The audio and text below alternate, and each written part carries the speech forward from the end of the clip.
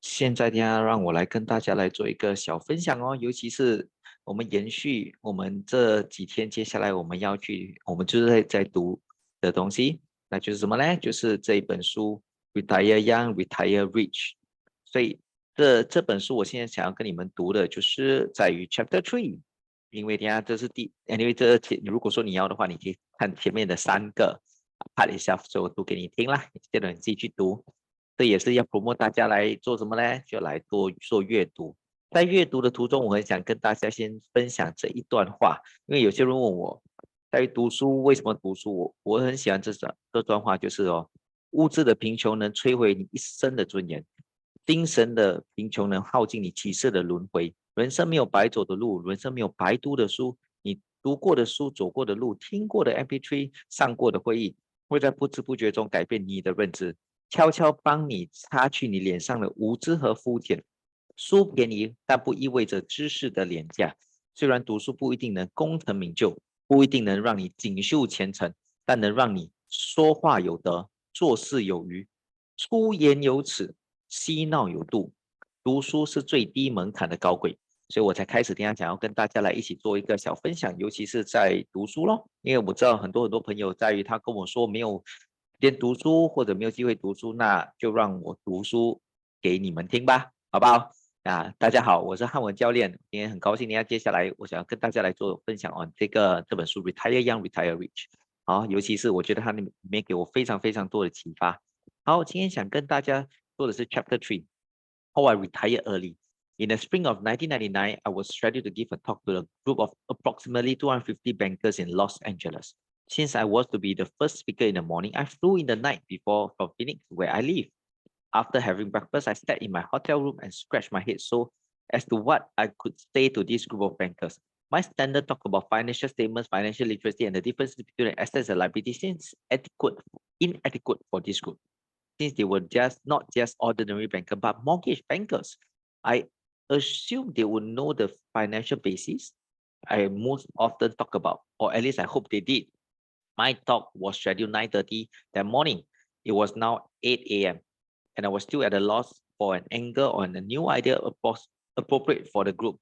Sitting at the desk in my hotel room, I glanced at the complimentary morning breakfast newspaper the hotel had provided. On the front page was a photograph of a happy couple sitting in their golf cart. The bold headline over the pictures read, "We decided to retire early." The article went on to explain that this couple's 401k retirement plan had done so well over the past 10 years in this booming stocks market that they decided to retire 6 years earlier than planned. He was 59 years old and she was 56. The article quoted them as saying, "Our mutual funds have done so well that we realized one day we were millionaires. Instead of working for 6 more years, we scaled back, sold our home, bought a smaller home in this retirement village, put the extra money from the sales of our house in a high yield certificate of deposit CD, reduced our expenses, and now we play golf every day." I had found a subject for my talk. Finishing the articles, I showered, dressed, and headed down to the waiting mortgage bankers. At exactly 9:30 a.m., I was introduced and brought up on stage. Lifting the newspaper up in the air, I opened my talk by pointing to the pictures of the newly retired couples and repeating the headline, "We decided to retire early." I then stated the couple age 59 and 56 and read a few comments from the article. Putting the paper down, I say, "My wife, Kim, and I also retired early. We retired in 1994. I was 47 and she was 37. I look around the room and allow the differences in age and dates to sink in. After differences of silence for about 10 seconds, I continue asking, "So let me ask you this. How is it that I could retire 12 years earlier than he could, and my wife 19 years earlier? What makes the differences?" The silence was deafening. I was off to a bad start. I knew it was early, and I knew that I was asking the audience to think instead of just listen. I knew that I probably sounded arrogant and cocky, comparing my early retirement to the couple in the newspaper. Yet I wanted to make a point to this group, and it was too late to turn back. I feel like a stand-up comedian who had just told his best joke, and the audience was not laughing. Pushing on, I asked, how many of you plan on retiring early? Again, there was no response. No one raised a hand. The discomfort in the room was growing. I was dying on stage. I knew I had to do something quickly. Looking out on the group, I could see that most of the group were younger than I was. The few that were my age were not impressed when I talk about retiring young. Quickly, I asked, how many of you are under 45? Suddenly, there was life. There was response. Slowly, hand was raised up from all around the room. I estimated that about 60% of the group raised their hands, indicating that they were younger than 45. It was a young crowd, relatively to me at least. Changing my tactic, I then played to these groups, asking, how many of you would like to retire in your 40s and be financially free for the rest of your life? Now the groups were shooting up with more enthusiasm. I was beginning to communicate a little better and the audience seems to be coming to life. The participants of my age and older begin to scream as they look around at their younger peers, many of whom had their hands in the air, indicating that they do not want to grow old in the industry. Sensing the discomfort of my age and older, I realized that I needed to say something quickly to not alienate this group. Smiling, I paused as the hands came down. Looking at the older blanket in the group, I asked, I want to thank the mortgage bankers of this world because you were the one who make it possible for me to retire early. Not my estate broker or my stockbroker, not my financial planner and not my accountants. It was you, the mortgage bankers of the world, who made it possible for me to retire approximately 20 years earlier than my father. Looking out at the audience, I could tell that some of the uneasiness was dissipating, and I could now continue on with my talk. My acknowledgement of their industry seems to have helped. I estimated that I now had about 80% of the audience attention. Continuing, I repeated the questions I had asked earlier. So how is it that I could retire earlier than the couples in the newspaper? And how do you mortgage bankers help me retire early? Again, there was silence. I began to realize that they did not know how they have helped me. Even though there was that same dead silence, at least they seemed to be more awake than they were a few minutes earlier. I deciding to stop asking questions that they were hesitant to answer. I continued. Turning to my flip chart on stage, I wrote in big bold letters, debt versus equity. Returning to the audience, I pointed to the words debt and say, I was able to retire early because I used debt to fund my retirement. And this couple in the newspaper, the people with the 401k use equity to fund their retirement. That is why they took longer to retire. Pausing for a moment, I let what I just said sink in. Finally, a hand popped up and say, so you're saying that a guy in the newspaper used his money to retire and you use our money to retire? That is correct, I said. I was using your money to get deeper in debt and he was trying to get out of debt. So that is why it took him 12 years longer than you, another person said. It took him longer because he used his money, his own equity to retire. So 18 years of life. I smiled, nodded my head and said, and for me, retiring at age 47 gave me 18 years of extra life when compared to someone who retires at age 65. And how much is 18 years of life worth to you? 18 years of your youth. For my wife, there was 28 years of extra time to enjoy her youth. How many of you would rather retire early so that you can enjoy your youth, your vitality, and the freedom to do whatever you want with all the money you needed? Hands went up all over the room. There were now more smiles attached to those arms. People seems to be coming to life. Yet as expected, there were those sitting with their arm crossed across their chest, and legs across their knees. My talk did not seem to be to do too well with these individuals. The cynics and the skeptics want to be cynics and skeptics. And seems to be reaching them. At least I was saving myself from a very bad start, and some of the groups are coming over to my side. A young man in the row raised his hand and asked, would you mind explaining a little bit more about how you retire early using debt and how the other guys use equity? Certainly, I said, happy to have the opportunity to explain further. Pick up the newspaper and pointing to the pictures, I say, this person retired 6 years earlier to schedule if age 65 is the benchmark for retirement because the stock markets did well. So he did well because he invested his own money into the market. How much money could he have done if he had borrowed your bank's money and invest your money into the same market? A rush of uneasiness went through the audiences. What I just said had disturbed many in the audience. The young man, now with a puzzled look on his face, then said, "But we could not lend him our money to invest in the stock market." "Why not?" I asked. "Because it's too risky," he said. Nodding, I say. "And because it's too risky, this retiree has to use his own money, his equity, his retirement plan, his 401k. Did well, and so did his own stock picking. He did well because the market did well. The stock market did well because millions of people just like him were doing the same thing at the same time, so he retired early. But he took longer because he basically used his own money, his equity to buy equity in other investment. Interestingly, he invested in investment your industry generally does not lend money to invest in because of the risk factor. You bankers do not lend people money to speculate in the stock market, do you?" Most of the people in the room shook their head. "So are you saying that he got lucky?" Another person asked. "Wow, he was in the right place at the right age and the right cycle in the market," I said. "And if and when the trend reversed, he might wish he had not retired so early." "And you use our money to invest in what?" asked another participant. "Real estate," I say. "What else do you lend money on? You are mortgage bankers, aren't you? You're not investment bankers, aren't you?" The young man nodded his head and said quietly, "We are mortgage banker and we lend money for real estate, not stock, bonds, and mutual funds." "But didn't the stock market go up in value more than real estate in the last 10 years? asked a young woman sitting a few rows back from the front row. "My 401k did far better than most of the real estate investment I've seen." "That may be true," I replied. "But your 401k increased in values because of market momentum and market capital appreciation.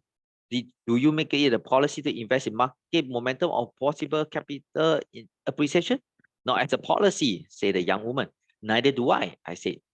"I do not invest for capital appreciation only. The value of my properties do not need to appreciate in values for me to make money. Although some have appreciated greatly in the same period of time, and none has gone down in values like many stocks and mutual funds have. So, if you do not invest for capital appreciation, what do you invest for?" asked the young woman. "I invest for cash flow," I said quietly. "How much cash flow per month does your 401k put into your pockets to spend each month?" "Well, nothing," said the young woman.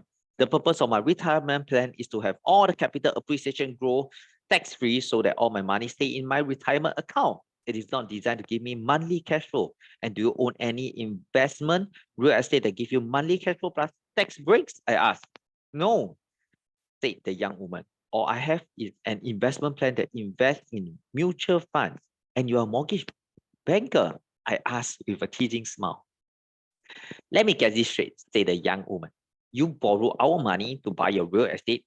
Each month, the real estates return cash flow to you. You and your wife were able to retire early because you have cash flow, while the rest of us are hoping for the capital appreciation of our mutual funds and hoping to retire later in life, hoping that the market does not crash when it is our turn to retire.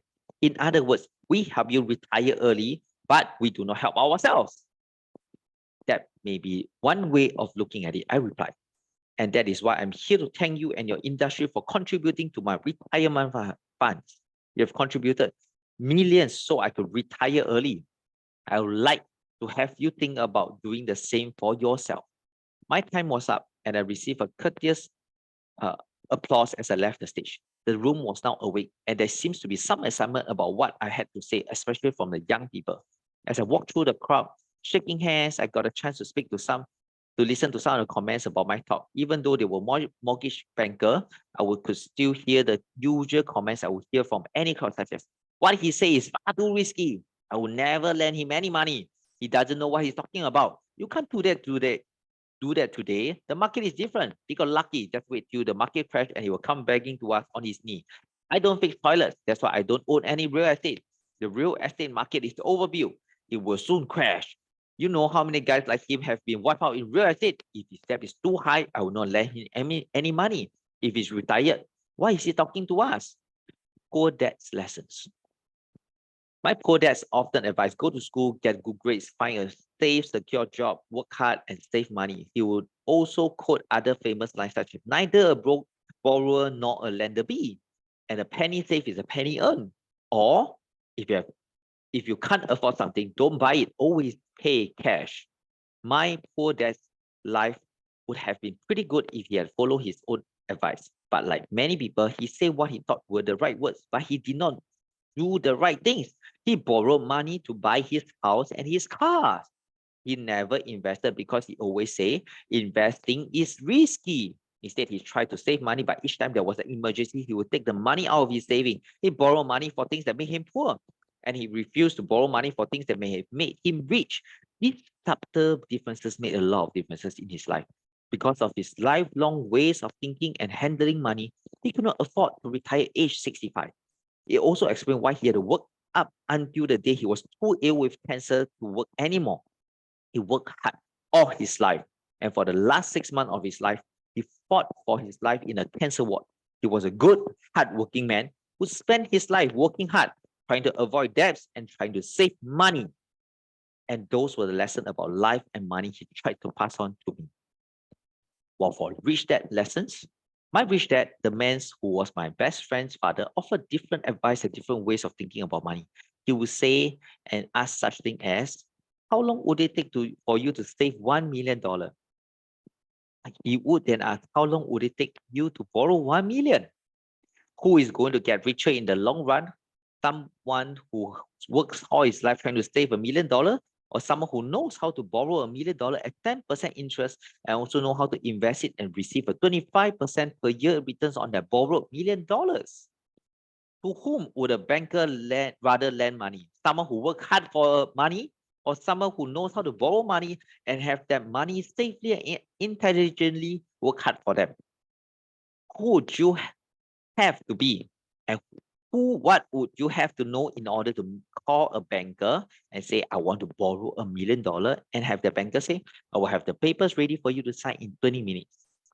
Why does the government tax your saving but give you a tax break for being in debt? Who has to be financially smarter and more financially educated? A person with $1 million in saving or a person with $1 million in debt? Who has to be financially smarter with money? Someone who works hard for money or someone who has money working hard for him? If you had a choice of education, would you choose to go to school to learn how to work hard for money, or would you rather go to school to learn how to have money work hard for you? Why is it that a banker will gladly lend you money to speculate in real estate but will not lend you money to speculate in stock market? Why do people who work the hardest and save the most pay more in taxes than people who work less and borrow more? When it comes to work, money, saving, and debt, it is obvious that my two dads have completely different point of views. But the biggest difference in point of view was this statement by my rich dad. The poor and middle class have a hard time getting rich because they try to use their own money to get rich. If you want to get rich, you need to know how to use other people's money to get rich, not your own. A word of caution and warning. All right. This book is not about borrowing money and getting into deep debts, although I will discuss the use of debt as a tool for retiring early and retiring rich. Leverage is power, and power can be used, abused, or fear. We should treat debts as we would like a loaded gun very carefully. Debts like a loaded gun can help you or it can kill you, regardless of who's handling it. Treat all debts as dangerous, just as you would consider all guns dangerous. All right? I emphasize this because a young man wrote on my website that he has just quit his job, taken out several credit cards, and had gotten deeply in debt buying real estate. He said, I was following Robert's advice and getting deeply in debt with good debts. Oh my God. First of all, I would never advise anyone to use credit cards to buy real estate. If you know how to invest, you will need to use this such as a risky scheme of financing your investing. Although I know people who have invested in real estate using credit card, I do not recommend this process as it can be very dangerous. I do not recommend the process because I know many more people who have used credit card to buy real estates who have gone broke. What I do advise is to get educated and learn how to use debt wisely. While I started this chapter talking about the differences between debt versus equity, this book is not just about debt. This book is about a more important subject for anyone who want to retire young and retire rich. The second most important word. Rich dad always say, The most important word in the world of money are cash flow. The second most important word is leverage. When I spoke to the mortgage banker about using their money to retire early, I was really speaking about using their money as leverage. As a child learning from my child, which that he spent much of his time teaching his son and me about the importance of leverage. As I mentioned earlier, Rich Dad's favorite story of leverage was the story of David and Goliath. Rich Dad would tell this story to us as often as we would listen. He would say, always remember, boys, that David beat Goliath because David understands the principle of leverage. I thought he used a slingshot. I said, that is correct. Said Rich Dad, in the right hands, the slingshot is one form of leverage. Once you begin to understand the power of leverage, you will see it everywhere. If you want to be rich, you must learn to harness the power of leverage. Rich Dad also drum into our heads. Even if you are just little guys in the world, you can be the big boys if you understand the power of leverage. As we got older, Rich Dad had to find other examples of leverage in order to make his lesson about money interesting to his son Mike and me. He would often use subjects that we were interested in to teach us his lesson. For example, when the Beatles first came to the Americas in the 1960s and the kids of my age were going, wow, my Rich Dad was impressed at how much money they were making. During his lesson, he said, the reasons the Beatles make more money is because they have more leverage. Rich Dad went on to explain that the Beatles made more money than the President of the United States, medical doctors, lawyers, accountants, and even himself because of the financial principle of leverage. Rich Dad say the Beatles used television, radio, and records as leverage. That is why they are rich. It was his son Mike who asked, are television, radio, and records the only form of leverage? Do we have to become rock stars to become rich? I asked. I was 16 at the time, and I knew that singing was not my strong suit. The only instrument I could play was the radio. Rich Dad laugh and say, no, you don't have to become rock stars to be rich. And no, televisions, radio, and records are not the only form of leverage. But if you want to become rich, you have to use some form of leverage. The differences between the rich, the poor, and the middle class is the different forms of leverage each class use. The rich are richer simply because they use different form of leverage and they use more of it. This book is about leverage. Rich Dad would repeatedly say to his son and me, financial leverage is the advantage the rich have over the poor and the middle class. He would often say, financial leverage is how the rich get richer faster. The first book in the Rich Dad series focuses on cash flow. This book will focus more closely on the word leverage because in order for you to retire young and retire rich, you will need to use some form of leverage. It was leverage, not hard work, that allowed him and me to retire early. The next chapter will go into the few more examples of leverage. I started this chapter with the story of my talk to the mortgage banker and how I use my money rather than my own money. I use their money rather than my own money to retire early. There was an example of using debt as a form of leverage. The problem with leverage is that it is like a two-edged sword, which can cut in either directions. In other words, a person can use leverage to get ahead financially, but the same leverage, if misused, can cause them to fall behind financially. One of the main reasons the middle class and the poor work harder, work years longer, struggle to pay off debt and pay more in taxes is because they lack a very important form of leverage, the leverage of financial education. So before you run out and borrow money to invest in assets, please know that debt is only one form of leverage and that all forms of leverage have a sharp edge on both sides. To repeat something my Rich Dad say, who has to be financially smarter and more financially educated? A person who has $1 million in saving or a person who has $1 million in debt? The most important point I want to make is that this book is primarily about financial education. Regardless of what form of leverage you use, I first recommend the education on how to use whatever form of leverage interests you. A suggestion.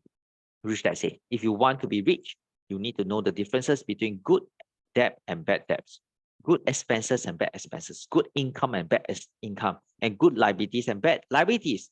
Since this chapter is specifically about debt as a form of leverage, you may want to make a list of your good debts and bad debts. If you're not familiar with the distinction between this concept, good debt is debt that puts money in your pocket every month, and bad debt is debt that takes money out of your pocket every month. For example, the debt of my apartment house put money in my pocket every month. And the debt of my residency, my mortgage, takes money from my pockets every month. So after you inspect your list, you may want to think about what you want to do with your debt. You may want to reduce bad debts and increase good debts. If you work on increasing good debts, your chance of retiring young and retiring rich are greatly improved. But always remember to treat all debts as you would treat a loaded gun very carefully. That is how feelings I have, especially a lot of people ask us, how are we able to, in a sense, retire this early and maybe to move on to Malaysia and maybe in different parts of the world, as we say. The more important part is that because we knew how to make money work for us. I would like to show you one of the a very interesting thing. Give me 1 minute.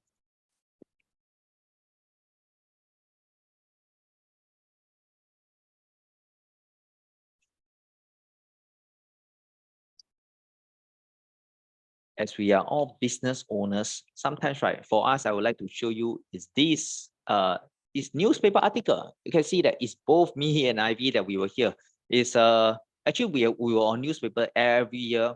We are often on news quite often. Technically, we are always there every year. But the whole thing itself is that this doesn't give us the satisfaction that we want, because these are all just passing by things. But it's more importantly is what do we really hope to achieve in the next 5 years? Whatever you're in now, it's technically because of whatever you have planned or did not plan for the past 5 years. So if you plan earlier enough, you'll be able to reach to a life that you're looking for. For me, I always look on my leverage on businesses.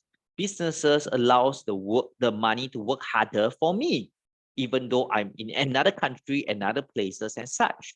It will not be a hindrance to me. But what is your leverage? That is a question usually I will ask my friends and families is, what is your leverage? What is it that you're doing? A lot of people in your work, right? I can tell you what's your leverage. Your leverage is your work. It's because you are selling your expertise for and your time so that you're able to earn the income to pay off your debts. But what if that expertise is no longer there? Example, you're a surgeon. Your leverage is your expertise, but if you get into an accident, your hands start to shake, you're not able to walk, would you still have the leverage that you have? And that's why we always say, understand the leverage you have, plan early, look at the life that you hope to achieve in the next 5 years, and from there, do the backward planning. It's never a case that you say that, oh, I have the life I want, I do not like what I'm doing, and yet I carry on. All roads will not lead to new destinations. But it's sometimes that it's so hard for people to say that I need to do changes. I maybe in the future I'm going to read on another book that I will feel that is pretty good. That will tell you about getting out of your comfort zone. All right. And I hope that this sharing itself, right, especially this book, will be able to give a lot of friends, families, and people that I have not met with yet a good perspective towards all. A lot of people talk about retiring young and retiring rich, but how are we able to do that? I can share with you some of my expertise, and in terms itself, in terms of business and such, when the opportunity arises, let's work together. But I really hope if you have the chance, pick up this book, read the articles, and let it sink into you. And that will be my sharing for this chapter 3. Yeah, chapter 3. This is my part 4. So next I will be reading another chapter again. Okay, that will be my sharing for today, and thank you so much. My name is 我是汉文教练，很高兴你今天有机会跟大家来做分享在于这本书哦。OK， 谢谢了。